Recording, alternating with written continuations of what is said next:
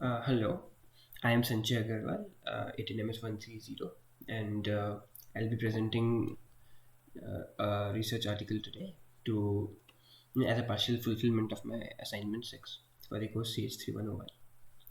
So my topic would be redox-controlled interconversion between trigonal prismatic and octahedral geometries in a monodithiolene tetracarbonyl complex of tungsten. Um, I would like to express my heartfelt gratitude to my course instructor, Dr. Parna ma'am, for this opportunity to present a research article because preparing this presentation has helped me immensely as I got to read so many research articles to try and find the one I can present. And I would take the opportunity to present this particular one as assignment 6 for the transition metals course. I found this experience really, really, very nice, except for the couple of times I recorded muted. So yeah, let's start with discussing the trigonal prismatic structure. Um, so yeah, basically apart from the commonly known octahedral geometry, like octahedral is something we've been learning from maybe 11th. But then apart from that, there's another possible geometry for a six ligand complex, which is the prismatic, this thing, trigonal prismatic geometry. And these two geometries can essentially result from one another via a 60-degree rotation. So let's see how. This is basically the projection of an octahedral complex if this is a C3 axis. So this is the same one for a trigonal prismatic structure, and we can see that the difference between these two is simply that the face here is like one of those faces here. The light one is basically being used here to depict for like the plane further like inside of the screen. So the only difference in these two is that this structure these planes are basically rotated against each other. So there's a 60, like you simply take a plane and rotate it 60 degree from the C3 axis, and it gives you the other structure from trigonal prismatic to octahedral, or from octahedral to trigonal prismatic. And as in most other structures, it's not it's not very uncommon to observe like a mix of these two. Like instead of a pure octahedral structure or a pure trigonal prismatic structure, it's pretty common to actually see a slight distortion from octahedral towards prismatic, or vice versa. And this distortion can actually be described by what we call a Baylor twist. What a Baylor twist is simply that, like, okay, if this is a trigonal prismatic structure, like the same thing this way, but the same thing rotated, and then there's the 633 axis. What happens is, if we saw that if we rotate this plane via 60 degrees, we simply get an octahedron. So but then we need not really be rotating it 60 degrees. So whatever the rotation, like, we can have a rotation anywhere between 0 to 60 degrees, and that angle is actually called the Baylor twist angle. Like in this case, as we rotate this plane slightly here, what we see is, okay, the new BA is basically being projected as CE, and the angle ECD now is basically the Baylor twist angle. So this is a very nice way to actually show how much of a trigonal prism or an octahedral it is, because it's not always black and white. Okay, and one very common question basically here is that, why is it trigonal prism? Why are we even talking about trigonal prism at all?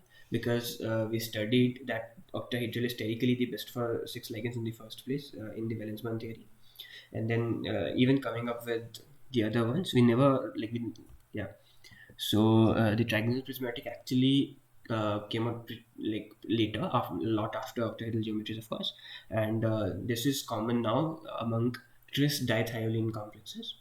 Basically, a complex where there are like two sulfurs, like two sulfurs in two carbons on two adjacent carbons, the carbons being enes, so basically double bonded, and when this complexes with the metal atom of lower d electron count, because as we'll come to know, the this thing, trigonal prismatic geometry is actually preferred because of the pi donation that happens from the dithiolines, and so a low d electron count is actually an important factor.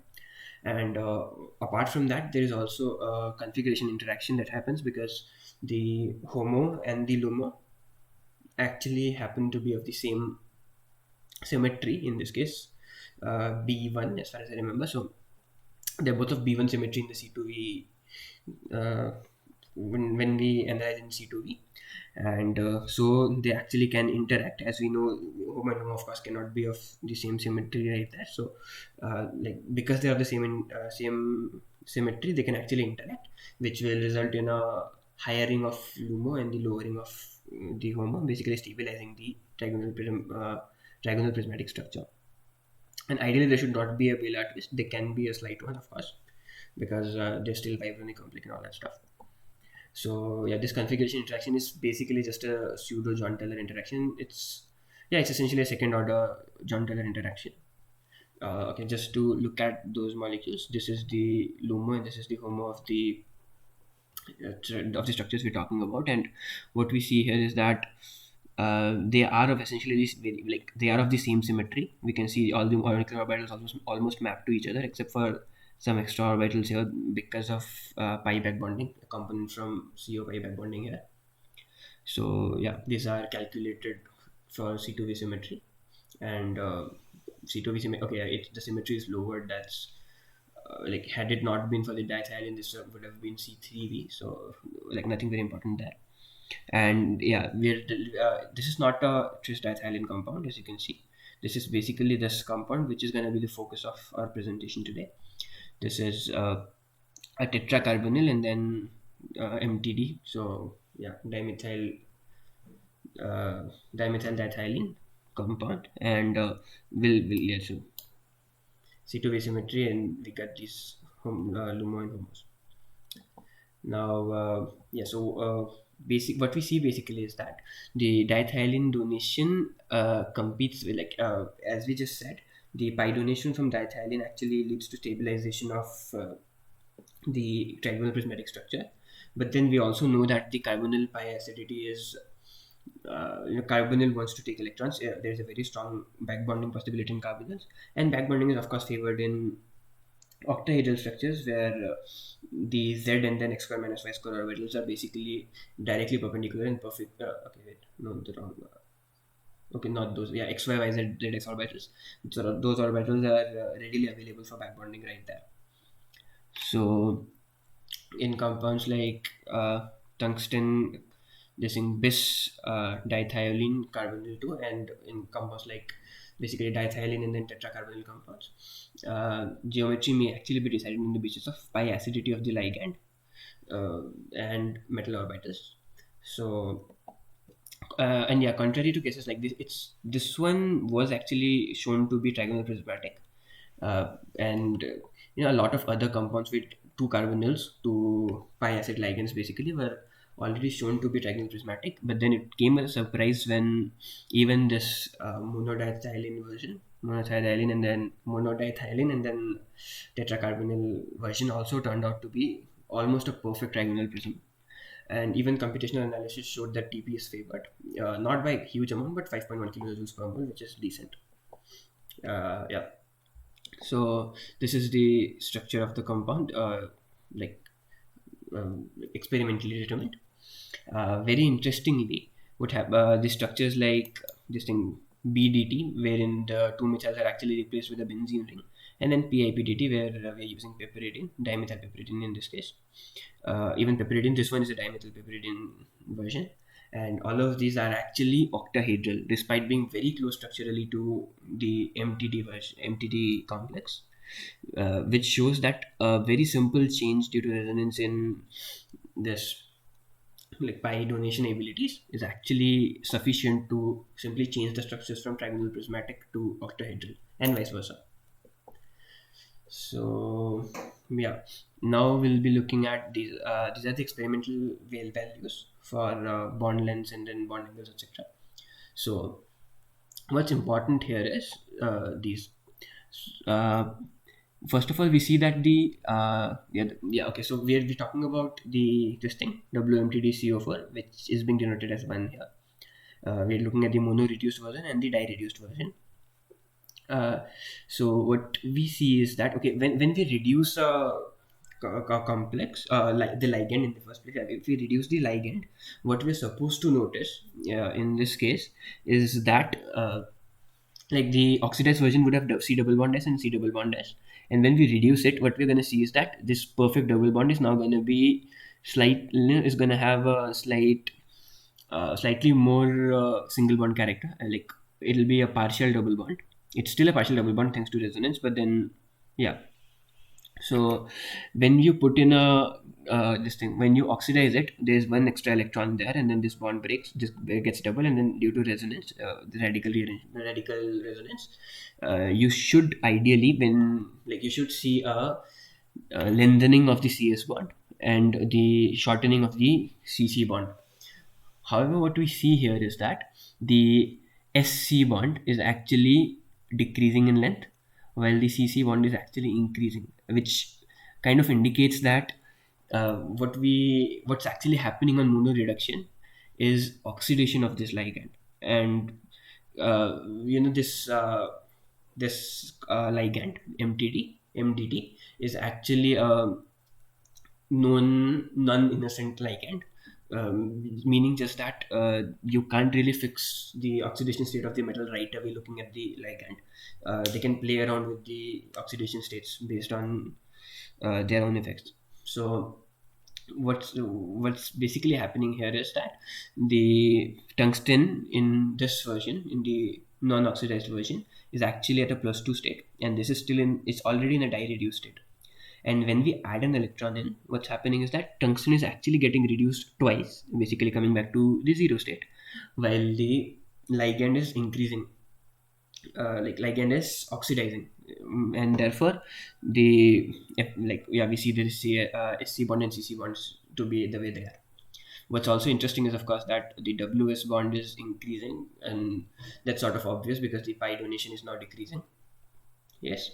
And yeah, the structure here for the non-reduced version, the like with no charge, the one with no charge, is actually almost a perfect almost a perfect trigonal prism, like theta value of 4 experimentally, and just like perfect trigonal prism, completely perfect trigonal prism calculationally, like in the simulations. But what we see is that the mono and di-reduced versions are actually not are actually octahedrals and not trigonal prisms anymore. This is way closer to 60 than to 0, of course. So yeah. On the other hand, when we look at the dimethylpiperidine version of the ligand, what we see is the all three of those, like the non-reduced version, the mono-reduced version, the di-reduced version, all of them are indeed octahedrals, and showing that this is actually a octahedron, and just the subtle effects are in fact enough to change the geometry altogether. And yeah, the charge can like the thing we're saying, the dye reduction of this thing tungsten and the oxidation of tungsten, this has been confirmed experimentally. So yeah, there's that. It's not just guess anymore.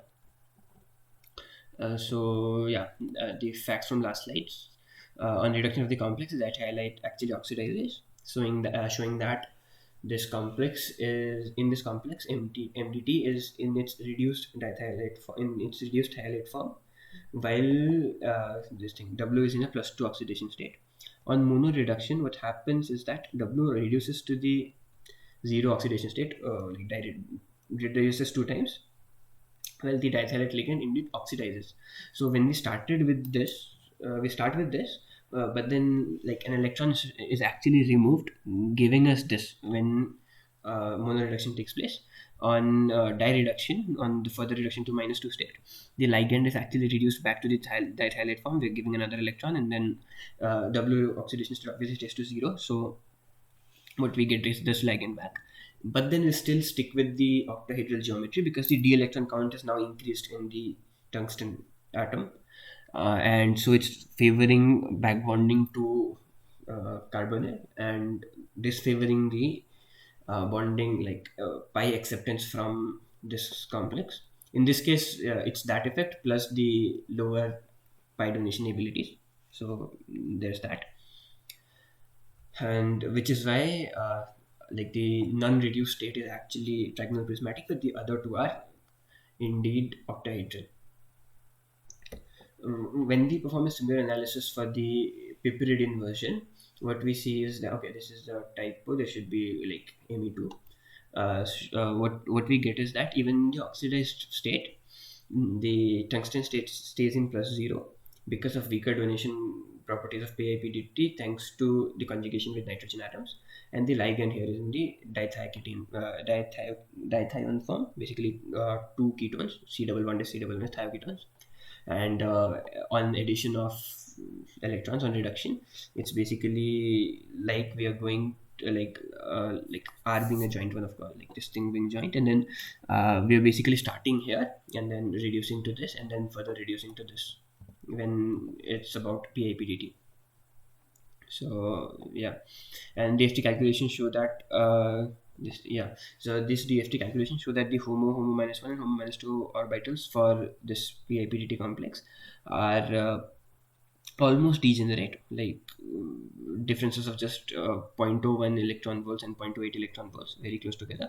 The slight difference is due to pi backbonding interactions, and so and we see that in overall lower energy is actually found for the octahedral structure in all three of these. So yeah, now this diagram here actually shows the orbital energies for different computed for different Baylor twist from zero, like a trigonal prism, to a perfect octahedral.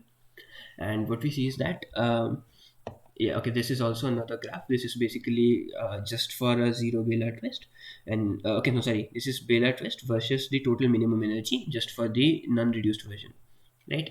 And what we see here is that the orbital energies are indeed minimum for zero. This thing minima exists here, which means that a perfect diagonal prism is the most preferred geometry here. And as we go forward, what we see is that even though the the interior Ruffin orbitals are actually getting slightly destabilized as we go up, we see that the LUMO is actually getting very strongly stabilized. The configuration interaction is decreasing as we are distorting away. So, like as they are no longer in the same symmetry if there's a distortion. So yeah, the LUMO energy is very high here, but then the LUMO energy is decreasing gradually here. Yes. So yeah, so when we add one electron, it has to go in the LUMO, and the total energy for this trigonal prismatic version would be very high. So in this case, this is like we actually fall into this ballpark where the LUMO energy is lower, while the HOMO energy is slightly higher. The energies of these inner orbitals are slightly higher than those of these of a trigonal prism, but then the LUMO energy is very high, very strongly lower, which is why this is favored, and we see a twist of around 53 degrees as we have seen in the earlier slide actually. So yeah, we see a nearly perfect octahedral, and then further reduction only reinforces this effect, and then the optimum is reached at around 55 degrees. Yeah, this is so what this is basically meaning is that once we this is the non-reduced version, the zero charge version, but then when we reduce it, we actually change from trigonal prismatic to the octahedral geometry. Yeah, that's what's written here. This essentially means that the reduction of complex leads to a change in its geometry from a near perfect trigonal prism to a near perfect octahedral. When we perform electronic spectroscopy, okay, the first most immediate difference between the MDT version and the PIPDT version, the Me2 PIPDT, I'm very sorry for this typo, complex, is the striking difference in the colors. So what's happening here is that this MDT complex is actually golden yellow in color, while the PIPDT version is dark blue, and that's a very strong contrast of colors. Had they been of the same geometry, we would have actually not expected this bigger difference, because MDT and PIPDT are not that far, that different. They're similar ligands, so a little change in color is expected, but then this much is not. So this is already indicative of a change in of different geometries, and therefore different d-splittings altogether. So, okay, yeah. The most important peak for the MDT complex happens at 408. This is the non-reduced version of the MDT complex. 408 has the highest, like the most significant peak here, which is actually imparting the color. But then, yeah, for the PIPDT1 in 669, we have not shown the PIPDT's electronic spectrum here. So this is expected as a computational results. Yeah, and what's happening here is when we reduce it to -1, there's no longer a peak here. We clearly saw in the last slide that the homo-lumo gap is very high here, but then as the structure changes, the homo-lumo gap is significantly lower. So that's exactly what's happening, and we are seeing that there is no longer a peak here, but then there is a peak on the like further side, further wavelength, basically lower energy, and this is now the reason for the coloration. And yeah, one more thing to say out here is that it's very hard to pinpoint any effect of the color, like of any particular reason for the color, because like all the orbitals are very much highly mixed. So the HOMO and LUMO both have this. The HOMO and LUMO both have the ligand orbitals, the metal orbitals, metal d orbitals. So this is some sort of an LMCT. LUMO has an LMCT with respect to there's also carbonyl interactions also. The carbonyl interaction is higher in the LUMO, so there is a strong LMCT there. And then there is the ILCT, the intraligand charge transfer in the dithioketone, that dithione, whichever version it is in, depending on the oxidation state. So in that we saw that the CC double bond is now only partial, and we discussed that earlier. So those effects can also actually result in a change in color. So there is intraligand charge transfer as well, and so it's a very highly mixed state, and we really can't pinpoint what effect, but then yeah, it's a mix of all of these, the reason for the color. It's a pretty strong absorption peak, by the way. The epsilon value was around 15,000, if I'm not wrong, if I remember correctly. So yeah, to conclude, trigonal prismatic structure was not really expected to have happen in the monodithiolene version, monodithiolene and then tetracarbonyl version, but then it actually turned out to be the case. And the most important reason for this was the reducibility of MDT, which is why it was in the reduced form in the first place, and the metal enough to oxidize the metal, and the pi donation properties of the MDT ligand over and above the favorable configuration interactions between the HOMO and LUMO that we see. And yeah, the seemingly simple one electron reduction of the complex was actually 2 electron reduction at tungsten and 1 electron oxidation in the dithiolene ligand, leading to like changing from trigonal prismatic to the octahedral geometry. This is a very nice diagram. So this is the trigonal prismatic structure, and as we add in 1 electron, we reach this state where we see that this is now mono-oxidized, and then all of these are partial double bonds now. This is now gone from the tungsten atom, basically is gone from the +2 state to the 0 oxidation state. Further addition of an electron is simply reinforcing this, because now this is back to the original this thing, dithione version, not the dithione but the dithione version. And even though this should ideally, not ideally, okay, we could think that since this ligand is back to its original oxidation state, this should simply be returning to the trigonal prismatic state now. The problem here happens because tungsten, now being in 0 oxidation state, has high electron counts, and they can actually donate easily to the carbonyl, like easily participate strongly in the carbonyl back bondings. That effect is increasing, and the pi accepting properties are decreasing, which leads to a pretty strong favoring towards octahedral structures. And yeah, among the 1%, approximately 1% of 6 ligand complexes that are known to be trigonal prismatic, according to the Cambridge database, the compound we're talking about now, the WMTDCO4, is just the second. Okay, now we have a lot more, but then this was we have a lot more from this family. So yeah, this was just the second to be. There's a second that had multiple pi acceptors, more than 2 pi acceptors. We had, as we discussed earlier, trigonal prismatic compounds with 2 pi acceptors, but then this was the first one we observed. The second one we observed with greater than 2 pi acceptors. The first one being this compound. Then, okay, clearer. Okay, in this presentation, we have basically gained a clearer understanding of the subtle effects like the d electron count. We saw that on increasing the d electron count on tungsten, we actually destabilize trigonal prismatic from 0 oxidation to the -2 oxidation state. The dye reduced version, basically the 0 charge state to -2 charge state more appropriately.